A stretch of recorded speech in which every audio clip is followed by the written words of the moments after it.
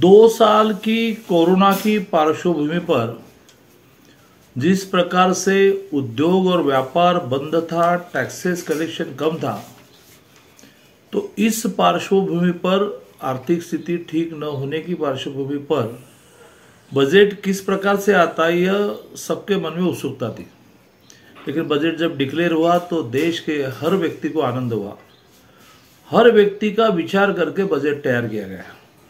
किसान सबसे इस देश का महत्व का घटक, उस किसानों का गत 7 साल में उसके मट्टी का परीक्षण, बाद में उसके खेती को अच्छे फर्टिलाइज़र,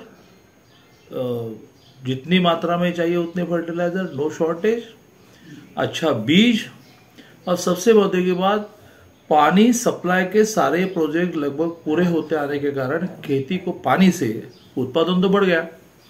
लेकिन उत्पादन बढ़ने के बाद खरीदेगा कौन?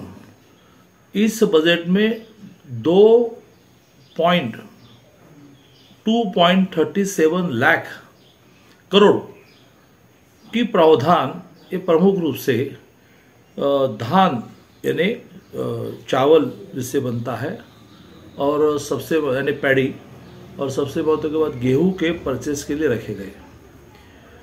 खेत में नए नए अद्ययावत पद्धति से उसके भूमि की मेजरमेंट हो, लैंड मेजरमेंट हो, या फर्टिलाइजर सप्लाई करना हो, या उसके कुछ ना कुछ नैसर्गिक आपदा आने के बाद जो नुकसान होता है उस नुकसान की मोजमाप हो, इस सारे के लिए ड्रोन यूज करने के लिए परमिशन मिली।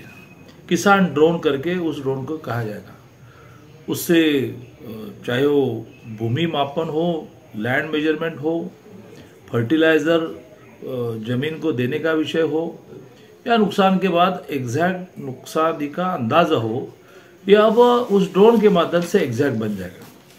तो इस प्रकार से खेती के बारे में हो, इंफ्रास्ट्रक्चरल इन्वेस्टमेंट के बारे में तो कमाल की चीजें इस बजट में आई है।